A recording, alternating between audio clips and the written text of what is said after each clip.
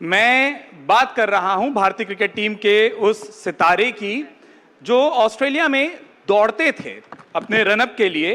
तो लहराती जुल्फों के बीच में से जब थोड़ा थोड़ा उनका चेहरा हमको दिखाई देता था और सामने ऑस्ट्रेलिया के कैप्टन रिकी पॉन्टिंग होते थे, तो हमको लगता था कि वो सिर्फ एक काम ना कर रहे हो कि जैसे तैसे एक रन मिल जाए।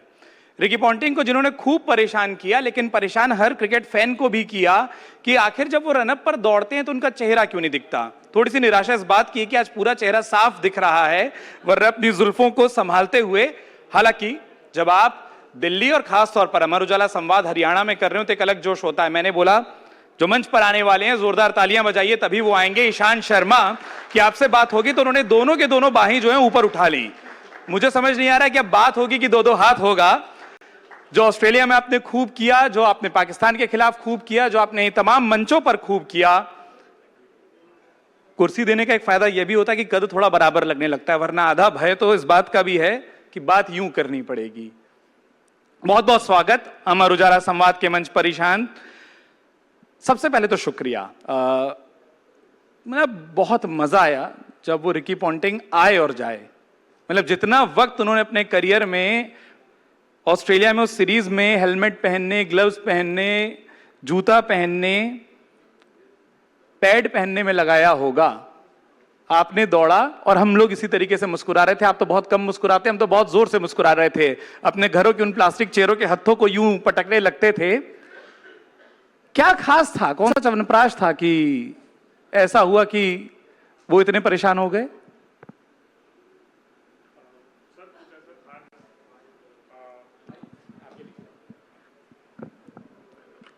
सर ऐसा कुछ था नहीं जितना आपने इसको बना दिया। ये एक सिंपल चीज़ थी, जो हमारा काम था वो हमने किया। और यंग था, रॉ था, कुछ ज़्यादा पता नहीं था उस टाइम पे। सिर्फ आते थे, बॉलिंग करते थे। तो बॉलिंग करी, कभी भी ये ध्यान नहीं दिया कि हमारे सामने कौन सा बैट्समैन है कौन सा नहीं है। नाम पे कभी ध्यान नहीं दिया। जो हमारा काम था हमने पूरी शिद्दत के साथ किया, तो उसका वो रिजल्ट था। और आप उसमें एक चीज़ भूल गए, मेलबर्न की ना ड्रेसिंग रूम की वॉक बहुत लंबी होती है। आप बोल रहे हैं कुछ खास नहीं था। कौन ऐसा क्रिकेट फैन है जो ये बात स्वीकार कर ले कि कुछ खास नहीं था? मैं वापस कह रहा हूं कि ऑस्ट्रेलिया का वो कैप्टन जिसके मामले में कहा जाता है कि वो टिक जाए तो उसके बाद परेशानी होती है, आपने इतनी बार परेशान किया है, आपको खास नहीं लगता। यही शायद आपके कद के जितना आपको महान भी बनाता है। बिल्कुल उस उम्र में, जिस उम्र में हम लोग अपने आप को एडल्ट कहते हैं, उस उम्र में डेब्यू करने वाले ईशांत शर्मा 100 से ज्यादा टेस्ट मैच पलट कर अगर देखते हैं तो एक तो बहुत सुंदर सी तस्वीर यहां दिखाई देती है। जब करियर को पलट कर देखते हैं, क्या कुछ ऐसा है जो आपको सबसे ज्यादा याद आता है और आपको लगता है कि नहीं, ये मोमेंट अगर उस समय पता होता, ये चीज मुझे तब पता होती जो अब मैंने समय के साथ सीखी है, तो मैं शायद कहीं और होता? सर मैं हमेशा बिलीव करता हूं कि कभी भी ना ग्रजेस या पीछे मुड़ के ज्यादा नहीं देखना चाहिए, कि आगे क्या है जीवन में उस पर ध्यान देना चाहिए। और जैसे जैसे आप कोई भी स्पोर्ट हो, लाइफ हो, कुछ भी हो, अगर आप कुछ गलती करते हैं उससे सीखते हैं। और क्रिकेट में एक बात होती है कि आप एक गलती कर रहे हैं, वही गलती आप दोबारा कितने टाइम के बाद करते हैं, जितने लंबे समय के बाद करते हैं, वो कंसिस्टेंसी होती है। तो वही मैं कोशिश करता था कि वो गलती मैं जितने टाइम तक डिले कर सकूं। तो वो एक ऐसी चीज थी। और दूसरी चीज, जब हम टेस्ट सीरीज जीते ऑस्ट्रेलिया में पहली बार 2018 में, वो एक ऐसी मेमोरी है कि उस मेमोरी के साथ में मैं हमेशा, वो मेरे दिल के एकदम करीब रहेगी। इवन कि जब मैं 100 टेस्ट मैच खेला था उससे भी ज्यादा। क्योंकि आप ऑस्ट्रेलिया में ऑस्ट्रेलिया को हराना बहुत मुश्किल काम है, क्योंकि आप खाली ऑस्ट्रेलिया के अगेंस्ट नहीं खेलते, वो जो 15 प्लेयर हैं उनके अगेंस्ट नहीं खेलते, उनके पूरे नेशन के अगेंस्ट खेलते हो। आप खाना खाने जाते हो तो भी आपको चर्पिंग मिलती है, आप कॉफ़ी पीने जाते हो तो भी आपको चर्पिंग मिलती है, आप कुछ भी करने जाते हो तो आपको वहाँ का क्राउड फील करवाता है कि आप खाली ऑस्ट्रेलिया क्रिकेट टीम के अगेंस्ट नहीं खेल रहे, आप पूरे कंट्री के अगेंस्ट खेल रहे हो। तो वो जो एक सीरीज थी, वो ऐसी सीरीज थी कि वो मेरे दिल के बहुत करीब है, क्योंकि वो एक ऐसी चीज़ है कि उसको आप शब्दों में बयान ही नहीं कर सकते। बहुत शुक्रिया इस बात का कि जो पहला सवाल पूछा था आपने कहा इतनी बड़ी बात नहीं थी, आपने बता दिया कि थी, उतनी बड़ी बात तो थी। खुद को सही साबित होने का इतना अच्छा लगता है। और दूसरा अच्छा इस बात का कि फ्लॉन्ट करूंगा कि ईशांत शर्मा मुझे सर बोल रहे थे अपने दोस्तों के बीच में। आपने जो बताया और जो स्लो मोशन पे दिया, रील देखते हैं आप? हाँ, अगर जब बेटी देखने देती है, टाइम थोड़ा सा मिलता है प्रैक्टिस के बाद में, और बेटी को एक्चुअली नो स्क्रीन टाइम देते हैं, हम कोशिश करते हैं जितना कम स्क्रीन टाइम दें। तो अगर उसके साथ में थोड़ी सी एनर्जी बचती है तो रात को कभी थोड़ा सा स्क्रीन स्क्रॉल हो जाए तो हो जाए। सवाल इसलिए पूछ रहा था क्योंकि जिस ऑस्ट्रेलिया का आपने जिक्र किया, विराट कोहली ने उसको मिमिक किया था, आपने बड़े अजीब तरीके से चिढ़ाया था विकेट लेने के बाद। वो तस्वीर जब खुद पलटकर कभी देखी कि मैंने ऐसा चेहरा बनाया था, वो क्या कोशिश थी? वो जीभ निकालने की कोशिश थी, वो चीखने की कोशिश थी? सर वो एक प्लान था, क्योंकि अगर उस सीरीज में स्टीव स्मिथ को उस मैच में हम आउट नहीं करते और उसको अपसेट नहीं करते तो वो टेस्ट मैच हम हार सकते थे। तो वो सब चीज़ें actually heat of the moment होती है, आप बाहर ये सब चीज़ें ऑब्वियसली नहीं करते, क्योंकि आप जब खेलते तो आप, और जब बाहर होते तो आपकी डुअल पर्सनालिटी होती है, क्योंकि आपका जो काम है अगर आप उसको शिद्दत से नहीं करोगे और पूरे ईमानदारी के साथ नहीं करोगे तो वो आपको वो रिजल्ट नहीं देगी। तो मैं कैसे उसको अपसेट कर सकता था, वो बहुत इंपॉर्टेंट था उस टाइम पे। ईशांत, आप एक चीज़ और बताइए, जैसे आपने कहा भी कि लाइफ बदलती है, परिवार, फैमिली, तमाम चीज़ों के बाद, या फिर वो एक प्लान था कि उस तरीके से आउट करना है। ऑफ फील्ड आप कई बार रहे, कभी टीम से बाहर हुए, कभी चोट, जो एक बड़ा मोमेंट था। मैं ये ज़रूर जानना चाहता हूँ, खासतौर पर अब जबकि यंग एज में कई लोग छोटी छोटी असफलताओं से बहुत जल्दी घबराते हैं, हाउ टू कम बैक, और दूसरा उस वक्त की प्रोसेस क्या होती है जब आप का शरीर भी आपका साथ नहीं दे रहा और आसपास चीज़ें भी, क्योंकि जब आप खाली हैं, आप उस न्यूज़पेपर हेडलाइंस को, आप उस सोशल मीडिया को, तमाम जगहों पर उस आलोचनाओं को देखते हैं, तो वो प्रोसेस क्या होती है खुद को वापस वो यकीन दिलाने की? सर बाहर दोष मत निकालो कभी भी। अगर आप गलतियां बाहर ढूंढने लगोगे तो आप खुद कभी इंप्रूव नहीं कर पाओगे। मैं हमेशा गलतियां खुद में ढूंढने की कोशिश करता हूं कि मैं क्यों नहीं हूं, मैंने क्या किया था, मैंने क्या नहीं किया। तो कोशिश करता हूं जब मैं प्रैक्टिस पे जाऊं, कभी भी कुछ भी करूं, तो वो एकदम उस गलती को ना दोहराऊं। और जब वो गलती नहीं होती और उस पर आप इम्प्रूव करते हो तो आप एक अलग कॉन्फिडेंस के साथ में, अलग मैच्योरिटी के साथ में आप फील्ड में परफॉर्म कर पाते हो। तो सबसे बड़ी जो इम्पोर्टेंट चीज़ होती है कि आप खुद बाहर गलतियां मत ढूंढो। अगर आप खुद में गलती ढूंढोगे तो आप ज़्यादा इवॉल्व कर पाओगे। मुझे मेरी पूरी टीम ने कहा था कि ईशांत शर्मा का इंटरव्यू कर रहे हैं, कुछ अलग होना चाहिए, कुछ खास होना चाहिए। अब ईशांत शर्मा को नचा तो नहीं सकते अलग करने के नाम पर। एक चीज बहुत सिंपल और बहुत सीधे तरीके से पूछ लेता हूं, इतने सारे इंटरव्यू दिए हैं, क्या है जो नहीं बताया, ताकि मैं बोल दूं कि देखो उन्होंने खुद बोला कि जो कहीं नहीं पता, जो फैंस को आपके बारे में सबसे कम पता है। सर अभी जो फैंस को कम पता है कि मैं अपनी बेटी के साथ कितना टाइम स्पेंड करता हूं, वो बहुत कम पता है लोगों को। ईशांत शर्मा क्रिकेटर, और जो पीछे से ताली बज रही है वो इसलिए बज रही है क्योंकि वो मेरे लिए संकेत है कि अब ईशांत शर्मा द फादर से उस बारे में, उस रोल के बारे में सवाल किए जाएं। क्या क्या हरकतें घर पर ऐसी करनी पड़ती हैं जो इस देश में शायद कोई क्रिकेटर सार्वजनिक तौर पर ना करे अपने बच्चे के लिए? सर बेटी का फादर होने में जो सबसे बड़ी चीज़ है कि कभी आपको पेशेंट बनना पड़ता है, कभी आपको पार्लर का वो कस्टमर बनना पड़ता है कि जिस पे आपको आई लैशेज लगती है, कभी कभी नेल पॉलिश लगती है, कभी आपको मैनिक्योर पेडिक्योर होना होता है। तो वो बेटी के साथ में आपको ये सब चीज़ें तो करनी पड़ती हैं। क्या आप अपनी वो एक्सक्लूसिव तस्वीरें हमें कभी उपलब्ध कराएंगे अपने फैंस को? अनफॉर्चुनेटली मैं वो मना कर देता हूँ कि अपनी वाइफ को भी कि ये सब फोटो बाहर नहीं जानी चाहिए। मतलब है मेरी वाइफ के पास वो, क्योंकि एक ये ऐसे मूवमेंट होते हैं सर कि आप जीवन भर याद रखते हो। क्योंकि मैं कभी खुद को इमेजिन ही नहीं कर सकता कि भाई मैं आई लैशेज लगाऊंगा या कभी वो जो नेल एक्सटेंशन होती है वो मेरी बेटी लेके आती है, वो लगाती है, या कभी पेडिक्योर मैनिक्योर ये सब चीज़ें जो होती है, और कभी मेरे को पेशेंट का इंजेक्शन लगता है, कभी आपकी धड़कन तेज हो रही है पापा, ये सब चीज़ें मेरे को सुनने को मिलती है अपनी बेटी से। अमर उजाला संवाद के हमारे कई दर्शक ऐसे हैं जो डिजिटली इस पूरे कॉन्क्लेव को, इस पूरे संवाद को लाइव देख रहे हैं। उनके लिए एक छोटा सा टास्क दे देते हैं कि ईशांत शर्मा की फोटो डालकर किसी भी एआई मॉड्यूल से वो प्रॉम्प्ट दे दीजिए कि आई लैशेज, लिपस्टिक लगाए, बड़ी दो चोटियों के साथ ईशांत कैसे दिखेंगे, और कमेंट बॉक्स पे वो फोटो डालना शुरू कर दें। फिर आप जो बाहर नहीं ला रहे हैं वो बाहर आना शुरू हो जाएगा। वैसे द फादर ईशांत शर्मा से द हस्बैंड ईशांत शर्मा पर चलते हैं, क्योंकि सारी तस्वीरें तो पत्नी के पास ही है। कौन सी ऐसी इच्छा है जो आप पूरी नहीं कराएंगे उनकी, तो तस्वीरें बाहर आ सकती हैं? सर टचवुड, मेरी वाइफ एक्चुअली स्पोर्ट्स पर्सन है, तो उनको पता है क्या चीज़ बाहर आनी चाहिए क्या नहीं, और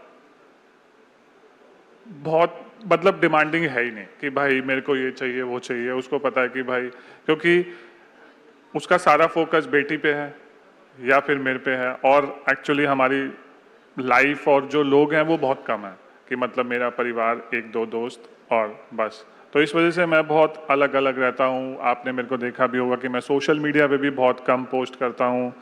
तो इसका रीज़न है कि जब आप खेलते हो तब आप ऑलरेडी इतनी ज़्यादा लाइमलाइट में रहते हो कि आप चाहते नहीं कि आपकी बेटी पे उसका प्रभाव पड़े। आप चाहते हो कि आपकी बेटी एक नॉर्मल जीवन जिए। मैं चाहता हूँ कि मेरी बेटी एकदम नॉर्मल जीवन जिए, जैसे मैं बड़ा हुआ हूँ। मैं कैसे बड़ा हुआ हूँ? मैं पेड़ों पे चढ़ा हूँ, मैं स्कूल की दीवारों पे चढ़ के क्रिकेट खेला हूँ, गुरुद्वारे की बैक साइड में क्रिकेट खेला हूँ। वो पार्क थे जब जहाँ पे कोई नहीं होती थी, जहाँ पे मिट्टी उड़ती थी, वहाँ पे मैंने प्रैक्टिस करी है।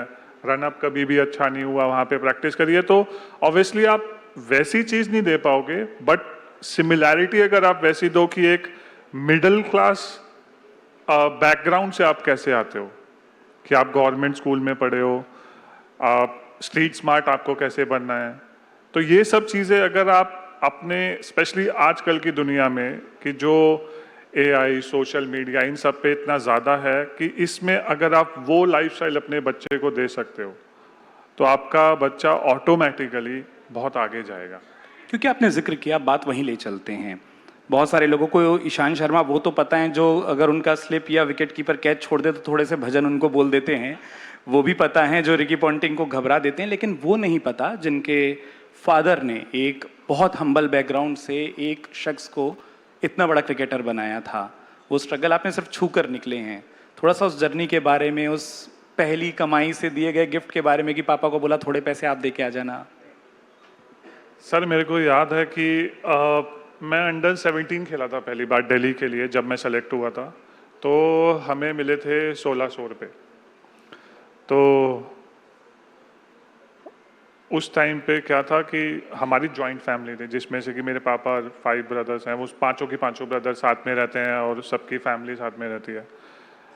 तो इसके पहले मैं आपको इसका ना एक फ़नी किस्सा बताता हूँ। तो मेरे पापा और मेरे 2 चाचा मैच में आते थे।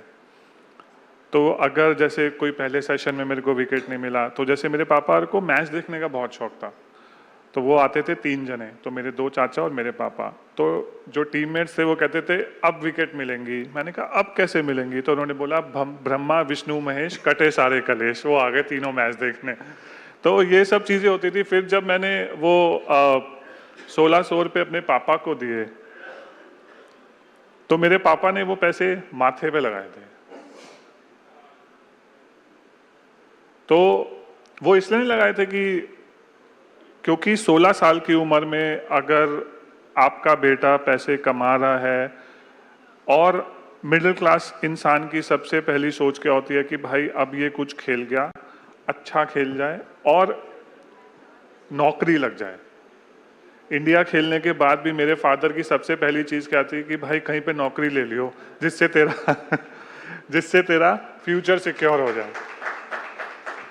ये तालियां इस बात का इशारा है कि अभी भी हमको लगता है, कल ही ऑक्शन हुआ आईपीएल का, करोड़ों में यंग प्लेयर्स, और ये बहुत अच्छी बात है कि उनको ये एप्रिसिएशन मिल रहा है। लेकिन ईशांत, आपने वो पूरा ग्रोथ, करियर, आईपीएल इवोल्यूशन सब देखा है। किस बात का उनको ध्यान रखना चाहिए सबसे ज़्यादा जब आप बिल्कुल एंटर करते हैं उस बड़े एरिना में और आपको सारा फेम, सारी लाइट आप पर होती है? किस बात का वो ध्यान रखें? जिस गेम ने आपको सब कुछ दिया उस गेम पे फोकस करो।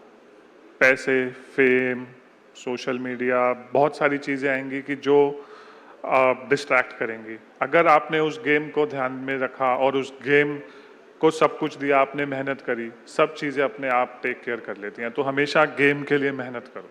अच्छी बातचीत का मजा ये कि अपने फर्रों उल्टा कर लेते हैं और बढ़िया आंख से आंख मिलाकर बात करते हैं।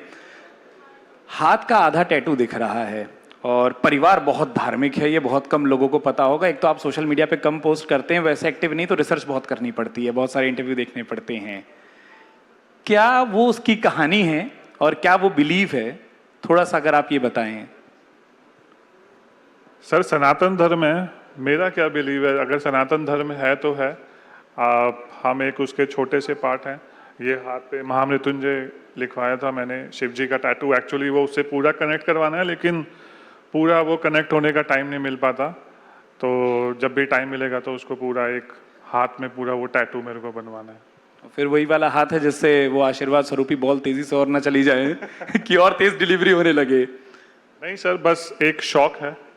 वो शौक से कोशिश करता हूँ अपने शौक पूरे करने की। अपने सबसे अच्छे दोस्त को क्रिकेटिंग पिच पर उसके सामने गेंदबाजी करना, वो आपको सिक्स मारे और मुस्कुरा कर बताए कि सिक्स मारा है, थोड़ी देर बाद आपका भी उसके शॉट को देखकर मुस्कुराना, फिर आपका उसको आउट कर देना और फिर उसकी तरफ देख के आपका और जोर से मुस्कुराना। बात विराट कोहली की हम कर रहे हैं, ढेर सारे किस्से हमने ग्राउंड पर देखे हैं, कुछ क्योंकि आप आजकल इंटरव्यू बड़े अच्छे देते हैं तो हमने सुने हैं। क्या खास है उस खिलाड़ी में और क्या खास नहीं है उस खिलाड़ी में? सर, कुछ खास नहीं होता तो हिंदुस्तान के लिए इतने बड़े रिकॉर्ड तो नहीं बनाता। कुछ ना कुछ खास तो है उसमें। जो सबसे बड़ी चीज़ है उसकी वो है सेल्फ बिलीफ, कि उसको खुद पे इतना ज़्यादा विश्वास है कि कोई भी सिचुएशन आ जाए, मैं उस सिचुएशन से अपनी टीम को निकालूंगा और मैच जिताऊंगा। तो उसका वो जो बिलीफ सिस्टम है वो इतना ज़्यादा स्ट्रांग है कि खराब से खराब परिस्थिति में भी वो अपनी टीम को मैच जिता के लाएगा, और यही उसकी खासियत है। इतने सालों की दोस्ती है, शांत क्या बदलते देखा? क्योंकि फैंस आजकल बता रहे हैं कि वो बहुत बदले हैं, वो पुराने बयान निकाल कर कि आपकी तरह एक अच्छा खासा एग्रेशन, वो शायद दिल्ली का एक कल्चर है कि पिच पर कुछ ऊपर नीचे होगा तो एग्रेशन आता है, और अब देखिए कि वो सुनते हैं, समझते हैं, और जो आपने कहा वो एक उस बड़े धर्म के परायण करते दिखाई दे रहे हैं। कितना बदलाव आप देखते हैं अपने उस दोस्त में? सर, लाइफ एक सर्कल की तरह चलती है, कभी ना कभी इंसान को उस सर्कल में तो वापस आना ही पड़ता। और अच्छी चीज़ है कि आप अपने धर्म से जुड़ रहे हैं, आप अपने भगवान से जुड़ रहे हैं, कोई ये खराब चीज़ नहीं है, बहुत अच्छी चीज़ है। और ये सब चीज़ें एक कॉन्फिडेंस बढ़ाती हैं, आपको लड़ने की शक्ति देती है कि अगर चीज़ें आपके हिसाब से नहीं चल रही हैं तब आपको क्या सोच रखनी चाहिए, तब ये सब चीज़ें बहुत इंपॉर्टेंट हो जाती हैं। आपकी फैमिली है। सर, क्रिकेट आप एक टाइम तक ही खेल सकते हो, उसके बाद में क्या है वो ज़्यादा इंपॉर्टेंट है। उसके बाद में आपकी मतलब सबसे पहले आती है फैमिली, क्योंकि आप एक पेरेंट हैं, आप एक हस्बैंड हैं, आप एक बेटा हैं, आप एक भाई हैं। तो वो फैमिली जो है ना, वो फैमिली आपको प्रॉपर तरीके से डिस्क्राइब करती है कि आप एज अ ह्यूमन बीइंग कौन है। क्रिकेट आप कितने साल खेल लोगे? में भी चलो पाजी ने 200 टेस्ट मैच खेले हैं तो वो 22 साल खेल लेंगे, but end of the day पाजी भी एक फादर हैं, एक भाई है, एक बेटा है। तो वो जो आप फैमिली के साथ टाइम स्पेंड करते हो ना, वो real as a human being आपको बताते हैं कि आप कौन हो। एज अ क्रिकेटर ईशांश, अभी हाल फिलहाल हम देख रहे हैं कि हम एज अ फैन बहुत निराश होते हैं जब हम अपने ही घर पर स्पिन ट्रैक पर सीरीज हारते हैं, टेस्ट मैच हारते हैं। और आप तो टेस्ट मैच मतलब आपने 100 से ज्यादा खेले, आप उस चीज को समझते हैं। इंडियन क्रिकेट क्या किसी अप और डाउन से जा रहा है या वो एक मैच बस था? सर, ट्रांजिशन फेस होता है, और ये हम लोग इतना जीत चुके थे जब विराट कैप्टन था, हम लोग खेल रहे थे, तो वो ट्रांजिशन जो फेस होता है उसमें ये सब चीज़ें होंगी। क्योंकि अगर आप देखेंगे भी, आप फर्स्ट क्लास के रिकॉर्ड मत देखो, आप टेस्ट क्रिकेट के रिकॉर्ड देखो, क्योंकि फर्स्ट क्लास में जो विकेट होती हैं, टेस्ट क्रिकेट में जो विकेट होती हैं, वो बहुत डिफरेंट होती हैं। तो जो फर्स्ट क्लास में विकेट होती हैं वो होती हैं फ्लैट जनरली, फिर may be third fourth day, और फोर्थ डे जाके थोड़ा सा टूटना स्टार्ट होता है और फिर वो टर्न होना स्टार्ट होता है। टेस्ट मैच में पहले दिन से बॉल टर्न विकेट टूटना स्टार्ट होता है और बॉल टर्न होता है। तो इतना आसान नहीं है, अगर आपके पास वो टेक्निक नहीं है, वो टेम्परामेंट नहीं है, अगर आप अपनी गेम के बारे में उतना ज़्यादा नहीं सोच रहे हो तो वो अभी एक ट्रांजिशन फेज से टीम जा रही है। मेरे को लगता है आने वाले 10 साल में ये टीम एक ऐसी टीम होगी जो अभी के भी रिकॉर्ड तोड़ेगी। तो थोड़ा सा पेशेंस रखने की ज़रूरत है। अगर, क्योंकि जब माही भाई ने कप्तानी छोड़ी थी तो हम बाहर भी हारे थे, सब जगह हारे थे, लेकिन हमने वो कमबैक जल्दी किया क्योंकि उसमें थोड़ा सा एक्सपीरियंस मेरे पास था। शामी था, उमेश था, भुवी था, फिर बुमराह ऐड हो गया। तो अभी धीरे धीरे धीरे धीरे करके वो जब प्लेयर एक बारी सेलेक्ट हो जाते हैं, उनको समझ में आ जाता है कि मेरा रोल क्या है, किस प्लेयर का क्या रोल है, किस तरीके से खेलना है, आप विकेट कैसी होगी, तो चीज़ें बेटर होनी स्टार्ट हो जाती हैं। अभी सब लोग बहुत यंग हैं। एक और दिल्ली वाले पर फैंस आजकल बड़े गुस्सा हो जाते हैं हमारे कोच साहब पर, और कई बार लोगों को लगता है कि कोच साहब भी गुस्सा हो जाते हैं बाकियों पर। अच्छा मैच पाकिस्तान के खिलाफ जीतते देखा तो देखा कि टेबल टूट जाएगी, और जब वो मैच हारते देखा तो वो क्या। और आप गौतम गंभीर को, उनको एज ए क्रिकेटर भी जानते हैं और अब आप उनको उस भूमिका में भी देख रहे हैं। क्या इस बात का फर्क पड़ता है कि वो किस तरीके की मेंटरशिप कोचिंग कर रहे हैं, और क्या इन तमाम उतार चढ़ाव के लिए सिलेक्टर कोच की जिस जोड़ी पर सवाल उठता है वो सही है? सर बिल्कुल सही नहीं है, क्योंकि गौतम भैया तो जाके खेल नहीं रहे फील्ड में। कोच का काम है कि प्लेयर्स को रेडी करना, ठीक है। सेलेक्टर्स का काम है प्लेयर्स को सेलेक्ट करना। तो अगर आप जितना कोच को खराब बोलेंगे, ये सब बोलेंगे, तो उसका कोई फायदा नहीं है। उससे क्या होता है कि टीम का एटमॉस्फेयर खराब होगा। जज करने से अच्छा है आप ये देखो कि भाई ट्रांजिशन फेज में है। अभी हमने इंग्लैंड में अच्छा किया, यंग टीम थी क्योंकि शुभमन गिल ने रन बनाए। अनफॉर्चुनेटली अभी जो लास्ट सीरीज थी उसमें वो इंजर्ड हो गए थे, इस वजह से हम वो सीरीज हार गए। अगर आपका मेन प्लेयर्स क्रिटिकल मूवमेंट पे इंजर्ड हो जाएगा, तब आप कैसे कोई भी बड़ी सीरीज जीत पाओगे। तो कोच का काम होता है प्लेयर को रेडी करना, वो रेडी कर रहे हैं, बट वो हम फैंस का काम है कि हम अपने प्लेयर्स को कितना सपोर्ट कर रहे हैं जब वो फेल होते हैं।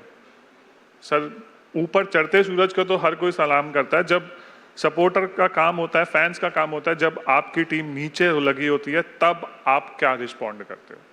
एक चीज, क्योंकि आप फास्ट बॉलर हैं, हमारे पड़ोसी मुल्क पाकिस्तान का एक जिक्र होता है कि फैक्ट्री ऑफ फास्ट बॉलर्स कहा जाता था। आज पाकिस्तान क्रिकेट, और जैसे वेस्ट इंडीज के बारे में कहा जाता है, आप उसको कैसे देखते हैं एज अ क्रिकेटर? कहाँ पहुंचा है उनके बॉलर्स, उनकी क्रिकेटिंग टीम? हाल फिलहाल तो हमारे कई विवाद भी हुए कि हैंडशेक नहीं हुआ और तमाम चीज़ें हुई। स्पोर्ट्स नेशन क्या बड़ा, ढेर सारी बहसें होती है। सर उनके बारे में तो बात करना बेकार ही है, टू बी ऑनेस्ट। क्योंकि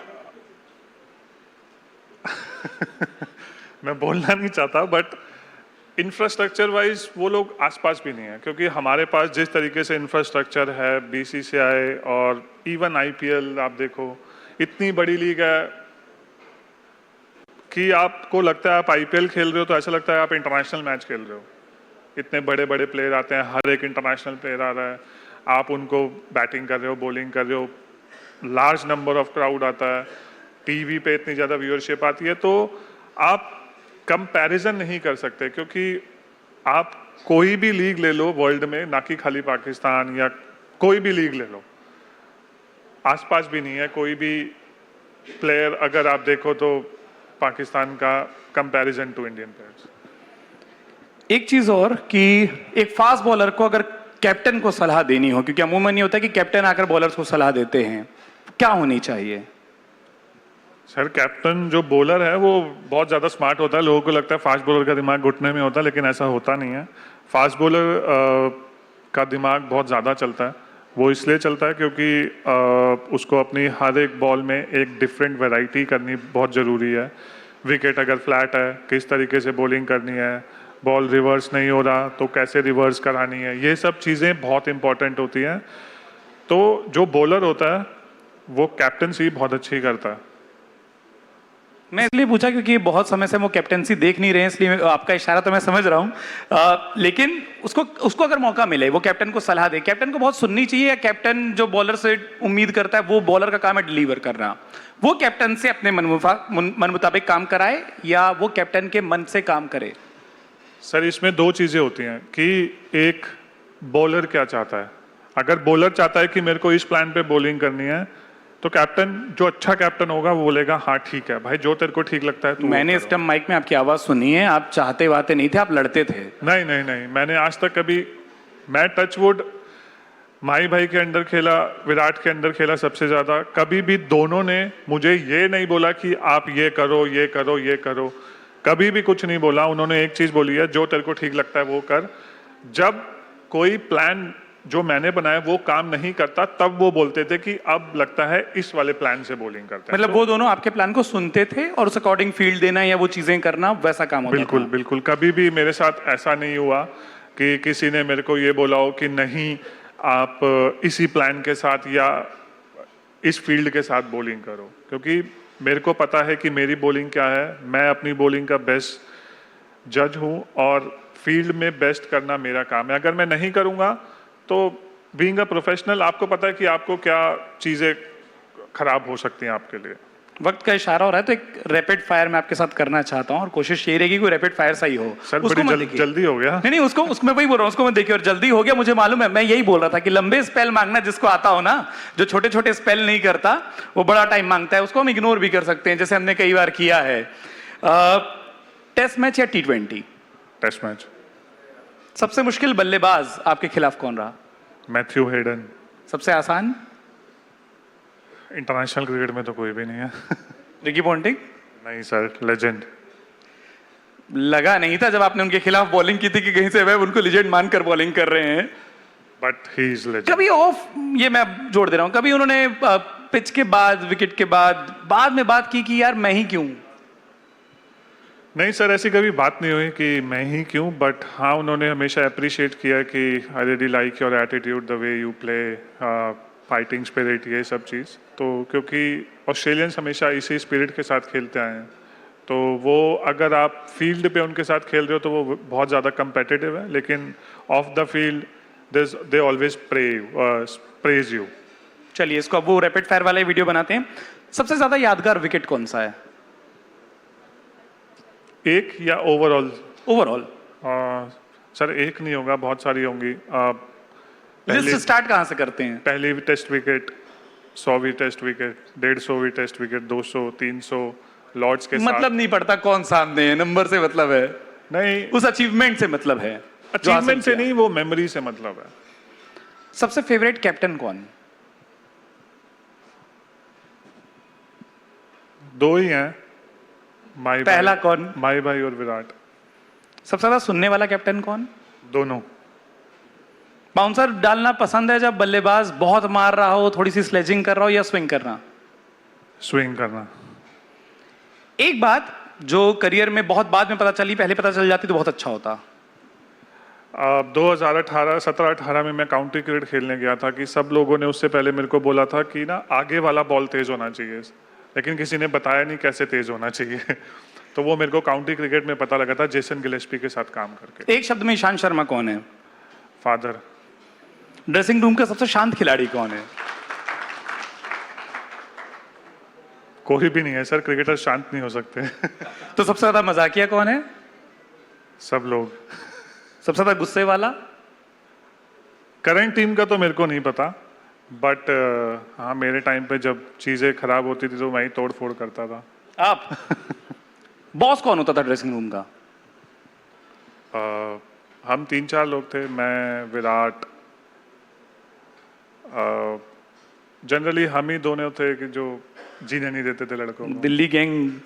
चीट मील क्या है ईशांत शर्मा की? राजमा चावल। क्या है जो छोड़ना चाहते हैं जिंदगी में? कुछ नहीं सर, जो है सब कुछ बहुत बढ़िया है।